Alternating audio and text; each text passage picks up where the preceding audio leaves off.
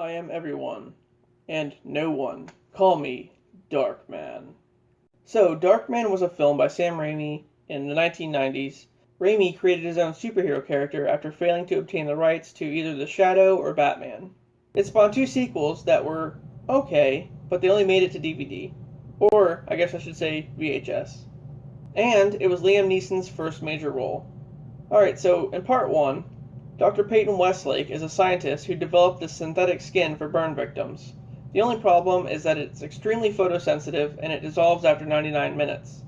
His girlfriend, who's a lawyer, discovers a document that proves Louis Strack, a corrupt developer, plans to bribe the zoning commission and redesign the city with the help of the mob.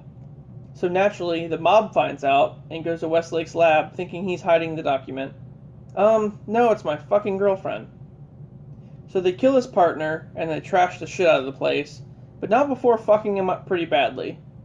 I mean, they dip his face in acid and burn his hands all to shit, and then they leave him for dead as the building explodes. Later on, Westlake is found and sent to the hospital as a John Doe, where as part of a radical treatment, his nerves are severed, giving him superhuman strength as a part of an adrenal overload. The ability of not feeling pain comes at a price, however, as his mind rapidly descends into madness, causing him to pretty much flip the fuck out at like the drop of a dime. So he escapes the hospital and takes refuge in an abandoned building where he sets his lab back up and creates a new face for himself. Also using this technique, he infiltrates the mob and slowly kills them off until he comes face to face with Durant, who he then drops to his death off a construction site. Later, before his girlfriend can figure out who he is, he disappears into a crowd. In part 2, Neeson was replaced with Arnold Vosloo, the dude from The Mummy. Darkman has learned that Durant is still alive and planning on building a laser gun with the help of his scientist. The scientist, though, ends up getting killed and he infiltrates Durant's men, same as before, and kills them off. This time around, a reporter named Jill is covering the story, and Durant has her blown up in her car. Anyway, so Darkman ends up blowing up Durant in the same fashion.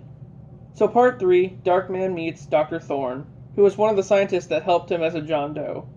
He finally develops a version of the liquid skin that isn't photosensitive, but only has one tiny vial of it. So, a new crime boss named Rooker kidnaps Darkman and attempts to replicate his super strength. He's able to do so and then gives the formula to his gang, making them all like giant Brock Lesnars. But not before killing Thorne. So Rooker himself takes the formula, and a battle ensues, ending with him falling into a shredder. As this happens, the building explodes, scarring Rooker's daughter's face. And then, Darkman decides to use the vial that he has on her. So, I mean, that's like a good Samaritan thing, but fuck all that. So that was Darkman. So, yeah, I'll see you on the next one, guys.